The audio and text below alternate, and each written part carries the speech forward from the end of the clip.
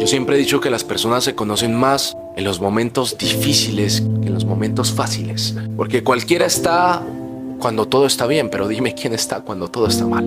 Cuando tu vida financiera va en picada, cuando los problemas solo aumentan, cuando pierdes a algún familiar, cuando los diagnósticos y las malas noticias llegan. Dime, ¿quién está dispuesto a soportar tu caos? ¿Quién está o quién estaría dispuesto a demostrar que te ama, quedándose ahí en ese infierno que no es de él, que no es de ella? Muy pocas personas, ¿cierto? Entonces podríamos decir que el amor se demuestra más en lo malo y en lo bueno.